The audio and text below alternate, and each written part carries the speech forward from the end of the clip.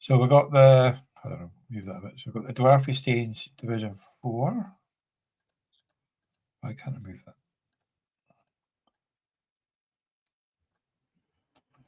Yeah. So I'm just getting you back on the screen so you can see, we can see your face. So we've got the Newcastle Magpies, 170.44 against the Cork Red Army, 175.82, so a nice close game. Then you've got the Plymouth Assassins, 224.92 against the Fulwood Patriots, 195. Gloucester Wolfpack, 129.99 against the Birmingham Patriots, 257.98. Then you've got the Rhino Cardinals, 218.45 against the Clemson Marines, 153. The Peterhead Bloody Jets, 106.42 against the Trinity Flyers, 185.14. The Bangham Sharks, who lost last week to the Peterhead Bloody Jets, are just kicking us out now. 197 against the Q Kings, 160. So they're up to 4-7. It would have been 5 if they hadn't had that blip last week. Obviously, the Trinity Flyers are sitting there at 9-2. Obviously, they guaranteed their playoff spot. Looking very good for the top 2 spots too. Birmingham Patriots, Cork Red Army 7-4, Newcastle Magpies, Wolfpack, and Rhino Cardinals 6-5. But looking over their shoulders for the Clemson Marine, Plymouth Assassins, and the Q Kings at 5-6.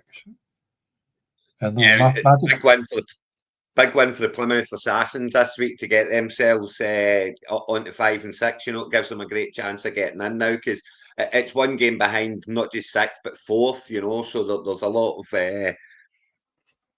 of leeway there. There's only 3 games to go. Obviously, you've got to look at Bangham Sharks and Fulwood Patriots. It's a long shot now, isn't it? 2 games behind with 3 games to go. So I would say it's between kind of down to Q Kings that have got a chance of getting in, and it's of course Trinity Flyers. That's they've secured their promotion now, haven't they? So congratulations to them. Oh well, not quite.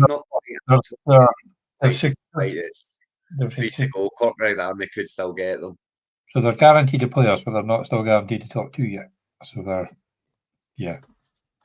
Yeah, you have to think that Birmingham Patriots and Cork Red Army, they're good. They're in now. That's them as good as in. You know, 2 games ahead, 3 games to go. Even if they were to lose all 3, I still think that the 7 would get them in. You know, I don't see that all of Clemson Marines, Plymouth Assassins, and Q Kings all winning out. You know, so 7's definitely going to have a say. Definitely. But yeah, so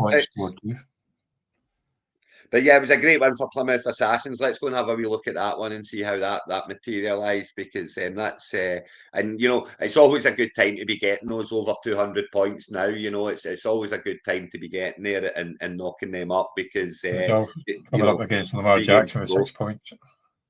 That's a harsh one, wasn't he? He was scoring negative points in some leagues, Lamar, and he's come back from injury, and he's just not been, you know, it's quite clear. You must think that he's still been bothered by the injury, because it's not been great for him, it has to be said.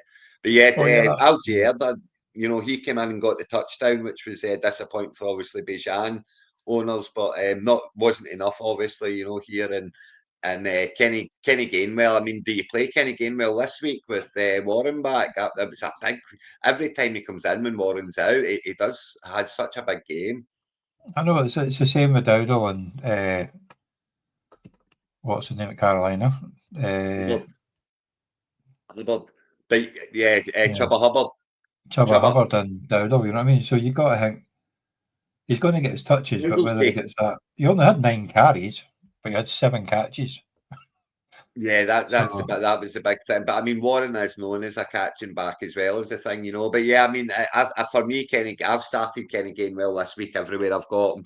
But it was.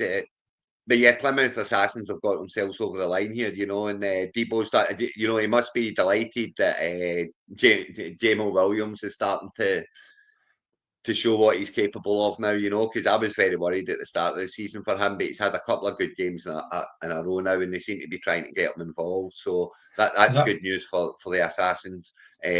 Bowers back to scoring ways, you know, you've got to think that that's got to be good for the future. So yeah, it was a big one. And it gives them a good chance again to the playoffs, and it's absolutely killed the Patriots here. It's killed their chances for the season, you know. And obviously at 4-7 now, I would say. I mean, it's not mathematically over. You're still playing for it, but in Division 4, there is no relegation, so it's on to next year, really. I know, it's a bit of a shame. Obviously, Lamar screwed him over there, but you see with Jamie Williams, do you think that's mainly because Dan Quinn's taken over the play calling and got him the ball more? Well, I mean, certainly since he's taken over, it has got a lot more of the ball, so I don't think that can be a coincidence. It has to be said, and it can only mean good things for the rest of the season for Jamie Williams and his owners, so it could be one that gets, he could be a player that gets Plymouth Assassins over the line. Definitely. Well, we'll see how they're getting on for week 12.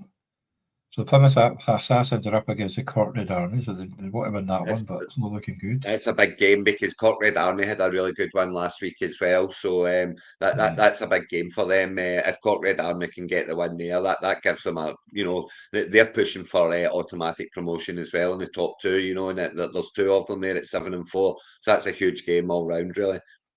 Especially when you got the next one, the 2 6 and 5s, you'd think Gloucester back against Newcastle Magpies. Obviously, if they could scrape a win, they could potentially jump above Gloucester. But you've got the Rhino Cardinals 6 and 5. They're up against the Fullwood Patriots. The Birmingham Patriots, they've got the bye this week. They're playing the Peterhead Bloody Jets. The Bangham Sharks, obviously, slim hopes, but if they beat Clemson Marine, it gets them a bit closer. They're up against them.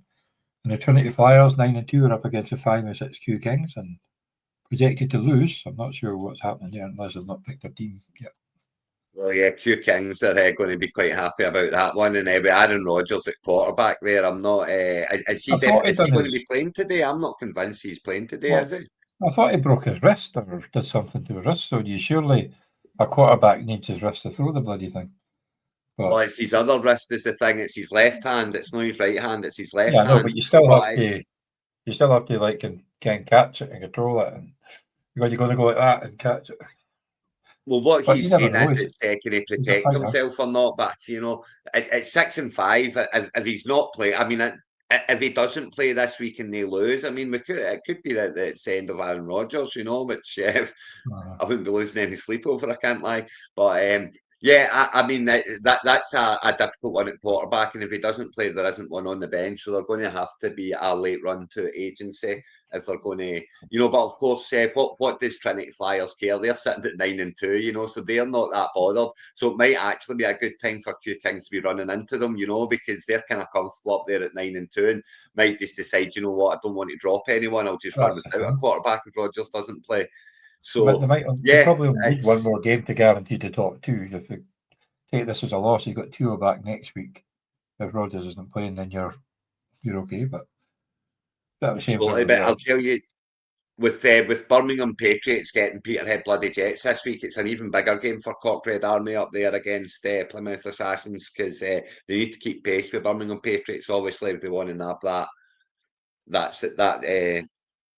last playoff spot, and playing Kirk Cousins at quarterback's a bit that would be scaring me rotten. I mean, there must be better than Kirk Cousins sitting on an agency, surely to goodness.